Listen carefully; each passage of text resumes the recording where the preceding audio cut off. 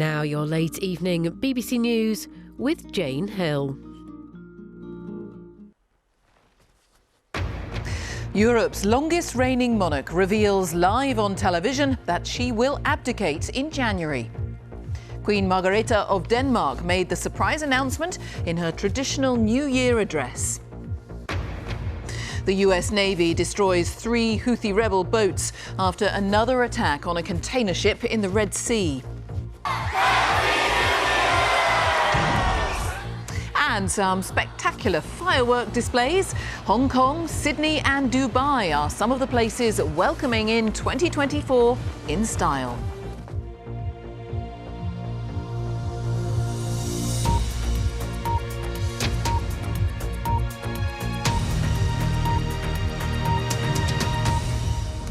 Hello and good evening. Europe's longest reigning monarch, the Queen of Denmark, has announced live on television that she will abdicate in January when she reaches 52 years on the throne. Speaking in her traditional New Year's Eve address, 83-year-old Queen Margrethe said her son, Crown Prince Frederik, would take over from her. Here's Naomi Choi-Smith. A surprise announcement live on national television during Queen Margrethe's traditional New Year's address. Den 14. januar. On the 14th of January 2024, 52 years after succeeding my beloved father, I will step down as the Queen of Denmark. The 83-year-old Danish Queen said time had taken its toll on her health, and she made the decision to abdicate after undergoing back surgery in February. En omfattende rygoperation. The surgery naturally gave rise to thinking about the future, whether the time had come to leave the responsibility to the next generation. I have decided that now is the right time. Queen Margrethe plans to hand the throne to Crown Prince Frederik, the eldest of her 2 sons. He's very, very down to earth and a very, very modern person. He has 4 kids, and for most of his kids, they actually went to public school instead of private school, so people feel very connected to him. For many Danes, Queen Margrethe is the only monarch they have ever known. She's seen here visiting Windsor Castle in 1974, 2 years after she succeeded her father, King Frederik. After the death of Queen Elizabeth II, Queen Margrethe became the longest-serving monarch in Europe. Denmark's Prime Minister thanked Queen Margrethe for her service, saying it was difficult to understand that the time had come for a change of throne, a feeling echoed across Denmark as the nation prepares to welcome the next royal generation. Naomi Choi-Smith, BBC News. US military helicopters have destroyed 3 boats following an attack on a container ship in the southern Red Sea. The raid by Iran-backed Houthi rebels got as close as 60 feet to the freight ship. A 4th boat fled the area. It was the second assault within 24 hours on this, the Maersk Hangzhou, owned and operated by the Danish shipping giant. It's part of an increasing pattern of attacks, which is deterring some shipping companies from entering the area. These yellow dots show the locations of most of the incidents in the Red Sea in the last 6 weeks. The Houthi rebels have previously claimed that these attacks are directed at vessels linked to Israel in protest at its war in Gaza against Hamas, which is designated a terrorist organisation by the UK. Our correspondent Shaima Khalil sent this report. Street by street, the battles on the ground in Gaza rage on. Israel is concentrating its ground offensive on the center and the south of the Strip, with Hamas fighters continuing to resist the IDF's advances. The war is at its height. We are fighting on all fronts. We have huge success, but we also have painful cases. Central Gaza is the latest focus of Israel's military operation, with heavy bombardment on the densely populated Al-Nusayrat refugee camp. Further south, in neighboring Deir el-Balah, Palestinian rescue workers stand around the body of their colleague. He was killed in a strike near the Al-Aqsa hospital, where many of the wounded are being treated. This is one of what Israel says are safe areas, where Palestinians were told to go to escape the fighting in the center. But as the military operation expands, safe areas for Gazans keep shrinking. The southernmost city of Rafah has now become the last stop for hundreds of thousands of displaced people fleeing the heavy bombardment in Khan Yunis. Many using makeshift shelters near the border with Egypt. There's nowhere else to go from here. I hope that the war would end soon. I hope we can return to our homes, go back to school, return to everything that is familiar in the new year. The fallout from the war in Gaza continues to be felt in the Red Sea with yet another Houthi attack. The U.S. Central Command said that Navy helicopters destroyed 3 of 4 small boats used by the Iranian-backed militants as they attempted to board a container ship. The Houthis have released a statement confirming that 10 militants were killed in the U.S.'s response to their attack on the vessel, saying the United States would bear the consequences, and vowing to continue targeting what they described as Israeli-linked ships. As this year draws to a close, there is no end in sight for the war in Gaza or the suffering of its people. Shaima Khalil, BBC News, Jerusalem.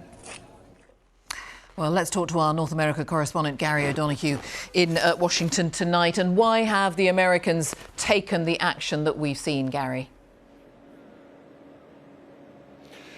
Well, I think they're under a lot of pressure to maintain what they call freedom of navigation in that Red Sea area through the Suez Canal and beyond, because it's such an important economic route for the whole world. Around 10% of world trade flows through that area. And they're also, of course, responding to these provocations because they believe Iran is behind groups like the Houthis and others who have been launching attacks against American bases in Iraq and Syria, which they've also been responding to. But this is a significant escalation. What we've got here is Navy pilots, US Navy pilots, coming effectively face to face with Houthi fighters in the Red Sea, killing 10 of them, as the Houthis have said, and sinking 3 of their boats. And I think this is going to mean in future here, certainly a lot of pressure from Republicans to do more to combat the threat from the Houthis, including, according to one Republican, the House chair of the Intelligence Committee, potentially striking their capacities inside Yemen itself. Jane. Gary, thank you. Gary O'Donoghue. 2 British skiers who died in an avalanche in the French Alps on Thursday have been named. They were 22-year-old Archie Vokes and his mother, Kate Vokes, who was 54. They were from Manchester. They lost their lives when an avalanche swept through an off-piste section of the Saint-Gervais resort near Mont Blanc. In a statement, the family said they are beyond heartbroken after what they called a tragic accident. Now, New Year's celebrations have begun. This was Sydney, of course. Sydney's fireworks display launched from the iconic Harbour Bridge. Millions more people are expected to take part in worldwide celebrations in the coming hours, as Sean Dilley reports.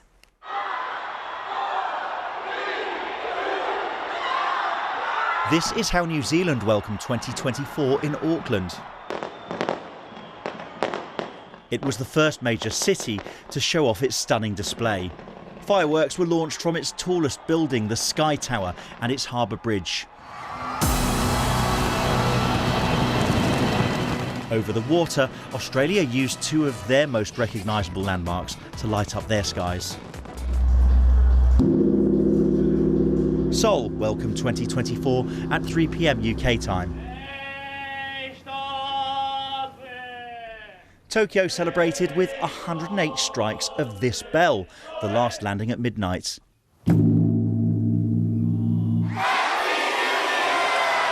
Shortly after, Hong Kong marked their new year with this fireworks musical. Dubai kicked their year off in serious style from the top of the Burj Khalifa. In the UK, it's the final countdown for each of the 4 nations.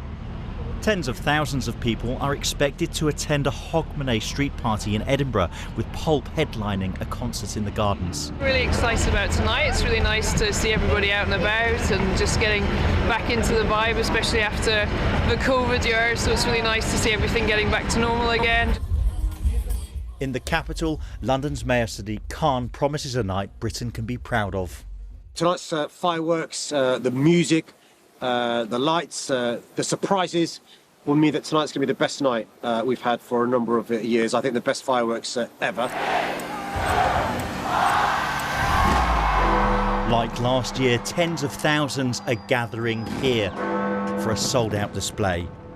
Millions of others will watch on telly or online. Sean Dilley, BBC News.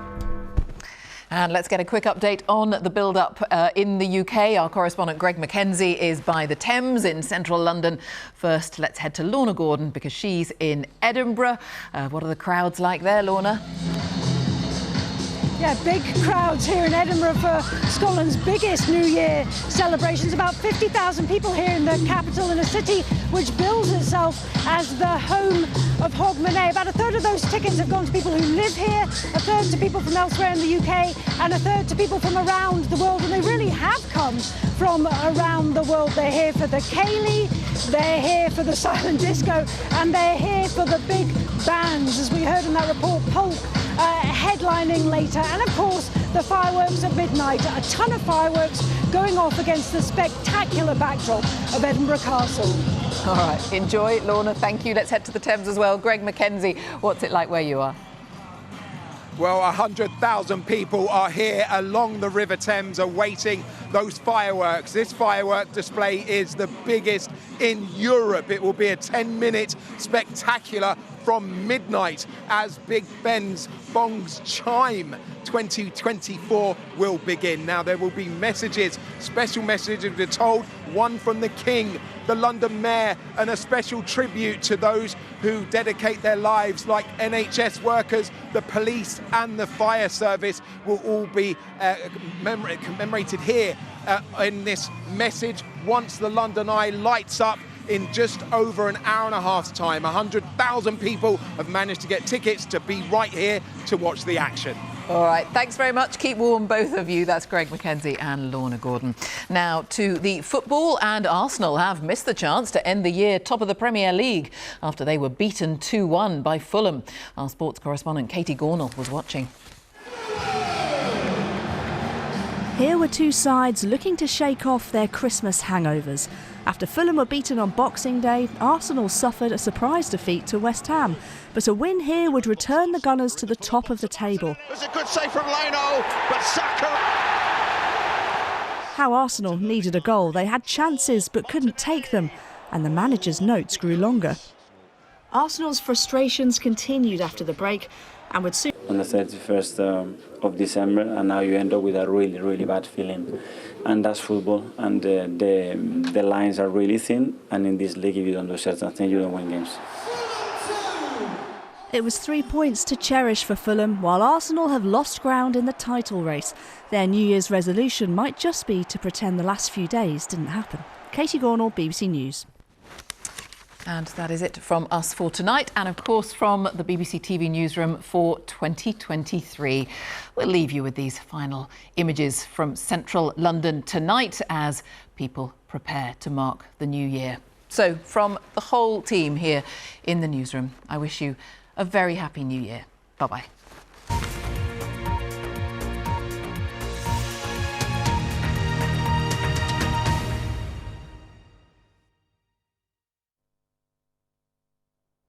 Good evening. Happy New Year. We've seen a frequent rash of showers today, but fingers crossed in the next hour or so.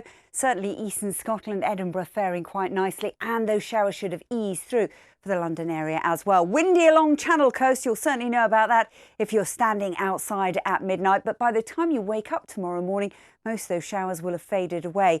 This little fella arriving later on in the day. So a few scattered showers across northwest coast, but generally Scotland, Northern Ireland, Northern England staying dry and sunny. Clouding over a little towards the end of the afternoon across Wales and southwest England. Some rain arriving here by the end of the day. Here we should see double digits. Further north with some sunshine, a little bit fresher, 4 to 8 degrees. But if you have been visiting friends and family to see in the new year, it's worth bearing in mind that by the end of the day on New Year's Day, we could see some rain, some of it heavy, sweeping its way steadily eastwards.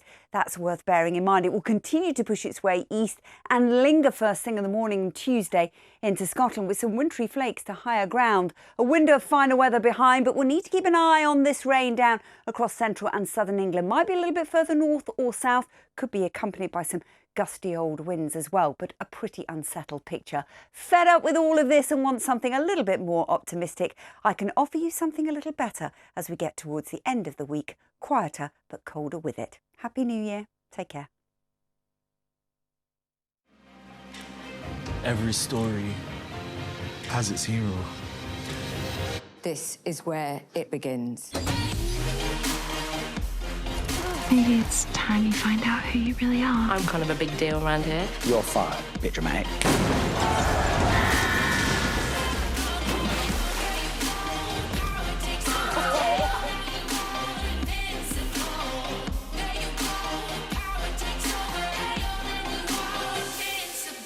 New for 2024. She's wonderful. On BBC iPlayer.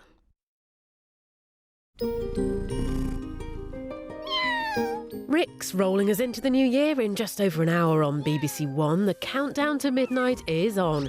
Squidge up on that sofa first. Graham's got guests.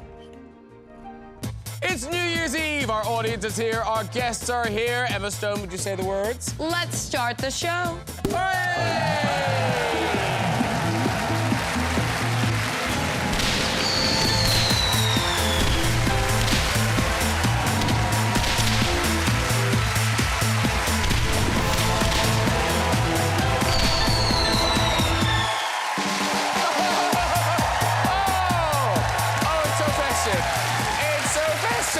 Hello, good evening. You're also welcome to our New Year's Eve special. Oh, did everyone have a good Christmas? Oh, what was your favorite present? Was it that jumper? Was it? Yeah, it was, yeah. Go away. As this is our end of the year show, I'm going to be taking a look back at some of the people and events of 2023 with the help of a great sofa of stars. So, let's get some guests on! Later we'll have music for one of this year's breakthrough bands, the Mercury Award-winning Ezra Collective. Looking forward to them. But first, he's the comedy star of Gavin and Stacey, The Trip, and Would I Lie to You? Now bringing the UK a night of song and laughter, it's Rob Brydon! Here he is. Hello, sir. Lovely to see you. Have a seat, too. Rob Brydon, yeah! She's a Strictly host with the most famous fringe in Britain. Now returning with a new series of her hit show, The Traitors, it's Claudia Winkleman! See you. Hi, and hi. Oh, and two. Have a seat, do. He's the Hollywood star of You Can Count on Me, Foxcatcher, and Spotlight. And he's the Incredible Hulk to boot. It's our good friend, Mark Ruffalo, everybody! Hey, hello. Oh, big hugs. Have a seat, do, Mark Ruffalo. Thank you. And starring with Mark in the critically acclaimed new film Poor Things, she's the Oscar-winning star of The Favourite, Spider-Man and La La Land. It's the fabulous Emma Stone, everybody! Have a seat, too. Here we go. Oh, my goodness. Oh, thank you for spending the evening with us.